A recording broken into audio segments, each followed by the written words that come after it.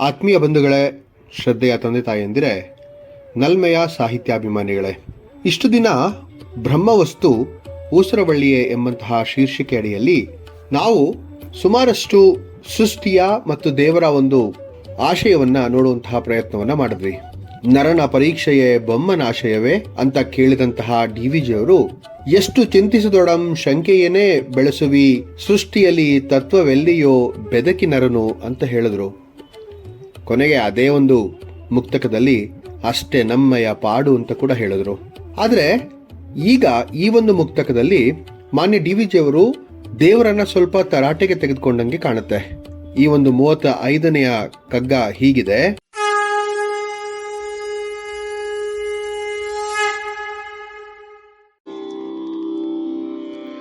ಇರಬಹುದು ಚಿರಕಾಲ ಬೊಮ್ಮ ಚಿಂತಿಸಿ ದುಡಿದು ನಿರವಿಸಿಹ ವಿಶ್ವಚಿತ್ರವ ಮರ್ತ್ಯ ನರನು ಅರಿತೆ ನಾನೆನ್ನುವಂತಾಗೆ ಕೃತಿ ಕೌಶಲದ ಹಿರಿಮೆಗದು ಕುಂದಲ್ತೆ ಮಂಕುತಿಮ್ಮ.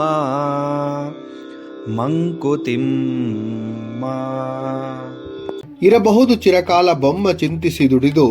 ಎಷ್ಟು ಸುಂದರವಾದಂತಹ ವಿಚಾರ ನೋಡಿ. ಬಹಳಷ್ಟು ಯೋಚನೆಯನ್ನು ಮಾಡಿ ಕೆಲಸವನ್ನ ಮಾಡಿ ಈ ಜಗತ್ತನ್ನ ಆ ಬ್ರಹ್ಮ ಸೃಷ್ಟಿಸಿದ ಅಂತ ಹೇಳ್ತಾರೆ. ಅವನು ಬಹಳ ಪರಿಶ್ರಮದಿಂದ ರಚಿಸಿದ ಈ ಸೃಷ್ಟಿಯ ರಹಸ್ಯವನ್ನ ಒಬ್ಬ ಮರಣ ಹೊಂದುವಂತಹ ಮನುಷ್ಯ, ಅಂದ್ರೆ ಸ್ಥಿರವಲ್ಲದವನು, ಮರ್ತ್ಯ ಲೋಕದ ಮನುಷ್ಯ ಅಂತ ಕರಿಬಹುದು, ಅದನ್ನ ಅರ್ಥ ಮಾಡ್ಕೊಂಡ್ಬಿಟ್ರೆ, ಆ ರಹಸ್ಯವನ್ನ ಭೇದಿಸ್ಬಿಟ್ರೆ ಆ ಬ್ರಹ್ಮನ ಶ್ರಮಕ್ಕೆ, ಸೃಷ್ಟಿ ನಿರ್ಮಿಸಿದವನ ಶ್ರಮಕ್ಕೆ ಒಂದು ಹೆಚ್ಚುಗಾರಿಕೆ ಏನು ಇರೋದೇ ಇಲ್ವೇನೋ ಅನ್ನೋ ರೀತಿಯಲ್ಲಿ ತಾನು ಸೃಷ್ಟಿ ಮಾಡಿದಂತಹ ಎಲ್ಲಾ ವಿಚಾರಗಳನ್ನ ರಹಸ್ಯವಾಗಿಟ್ಟು ಯಾರಿಗೂ ಅರ್ಥವಾಗದಂತೆ ಕಾಪಾಡಿಕೊಂಡು ನೋಡ್ಕೊಳ್ತಾ ಇದ್ದಾನೆ ಅಂತ ಹೇಳಿ ಹೇಳ್ತಾ ಇದ್ದಾರೆ ಡಿವಿಜಿ ಅವರು. ಆದ್ರಿಂದಲೇ ಈ ಸೃಷ್ಟಿಯ ರಹಸ್ಯ ನಮ್ಗೆ ಯಾರಿಗೂ ಗೊತ್ತಾಗಲ್ಲ. ಯಾರು ಕೂಡ ಪರಿಪೂರ್ಣವಾಗಿ ಅರ್ಥ ಮಾಡ್ಕೊಳ್ಳೋದಕ್ಕೆ ಸಾಧ್ಯನೇ ಇಲ್ಲ, ಅಥವಾ ಸಂಪೂರ್ಣವಾಗಿ ಅರ್ಥ ಮಾಡಿಕೊಳ್ಳುವಂತಹ ಶಕ್ತಿಯನ್ನ ಆ ದೇವರು ನಮ್ಗೆ ಕೊಡ್ಲೇ ಇಲ್ಲ, ಆ ಬ್ರಹ್ಮ ಕೊಡ್ಲೇ ಇಲ್ಲ. ಹಿರಿಮೆಗದು ಕುಂದಲ್ತೆ ಅಂತ ಕೇಳ್ತಾರೆ ನೋಡಿ.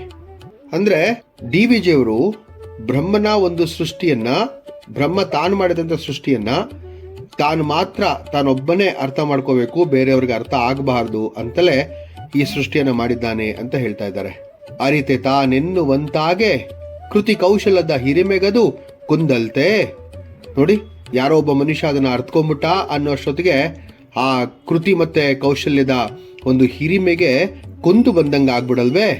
ಆದ್ರಿಂದ ಈ ಸೃಷ್ಟಿಯ ಒಂದು ವೈಚಿತ್ರ್ಯವನ್ನ ಬಹಳ ರಹಸ್ಯವಾಗಿ ಇಟ್ಟ ಬ್ರಹ್ಮ ಅಂತಾನೆ ಹೇಳ್ಬೋದು. ಇದೊಂದು ಕುಹಕ ಮತ್ತು ವಿಡಂಬನಾತ್ಮಕವಾದಂತಹ ವಿಚಾರಧಾರೆ. ಏಕಶ್ಚಿತ್ ಹುಲು ಮಾನವನಾದ ಈ ನರ ಸೃಷ್ಟಿಯ ರಹಸ್ಯವನ್ನ ಅರ್ಥ ಮಾಡ್ಕೊಂಡ್ಬಿಟ್ರೆ ತನ್ನ ಹೆಚ್ಚುಗಾರಿಕೆ ಎಲ್ಲಿ ಕಡಿಮೆ ಆಗ್ಬಿಡುತ್ತೋ ಎಂದು ಆ ಬ್ರಹ್ಮ ತನ್ನ ರಚನೆಯ ರಹಸ್ಯವನ್ನ ಈ ಮರ್ತ್ಯ ಲೋಕದ ನರನಿಗೆ ತಿಳಿಯದಂತೆ ರಹಸ್ಯವಾಗಿರಿಸಿದ್ದಾನೆ ಅಂತ ಅಂದ್ರೆ ಅತಿಶಯೋಕ್ತಿ ಅಲ್ಲ ಅಂತ ಅನ್ಸುತ್ತೆ.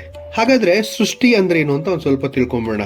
ಎಲ್ಲವೂ ಸಮರ್ಪಕವಾಗಿ ಯಾವುದಾವುದು ಎಲ್ಲೆಲ್ಲಿ ಇರಬೇಕೋ, ಎಷ್ಟೆಷ್ಟು ಇರಬೇಕೋ ಎಲ್ಲವೂ ಅಲ್ಲಲ್ಲೇ ಅಷ್ಟೇ ಸರಿಯಾಗಿ ಇರುವುದೇ ಸೃಷ್ಟಿ. ಮಾಡಿದ ಸೃಷ್ಟಿಯ ಮೇಲೆ ಸಂಶಯವಾಗಲಿ ಪ್ರಶ್ನೆಗಳಾಗಲಿ ಉದ್ಭವಿಸಬಾರದು. ದೇಹದ ಅಂಗಗಳ ಮತ್ತು ಅದರ ರಚನೆ ಹೇಗೋ ಹಾಗೆ ಒಬ್ಬ ಕಲಾವಿದ ರಚಿಸಿದಂತಹ ಚಿತ್ರಕ್ಕೆ ಸರಿ ಪ್ರಮಾಣದ ಮೆಚ್ಚುಗೆ ಸಿಗ್ಬೇಕಾದ್ರೆ ಆ ಚಿತ್ರದಲ್ಲಿರತಕ್ಕಂತಹ ವಿವರಣೆ, ವರ್ಣ, ಆಕಾರ, ಪ್ರಮಾಣ ಎಲ್ಲವೂ ಸರಿಯಾಗಿದ್ದಾಗ ಮಾತ್ರ ಸಾಧ್ಯ, ಅಷ್ಟೇ ಅಲ್ವಾ?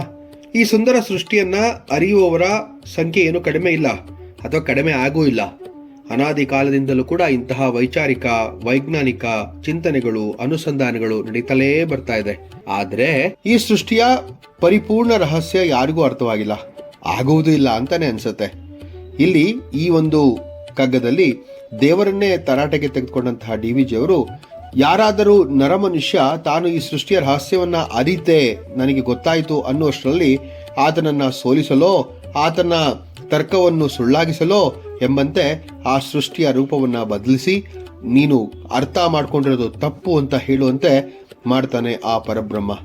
ಎಲ್ಲಿ ತನ್ನ ಹೆಚ್ಚುಗಾರಿಕೆ ಕಡಿಮೆ ಆಗ್ಬಿಡುತ್ತೋ, ಕುಸಿದು ಹೋಗುತ್ತೋ ಅಂತ ಹೇಳಿ ಆ ಅಳುಕು ಆ ಬ್ರಹ್ಮನಿಗಿರಬೇಕು ಅಂತಾನೆ ಅನ್ಸುತ್ತೆ ಅಂತ ಹೇಳ್ತಾರೆ.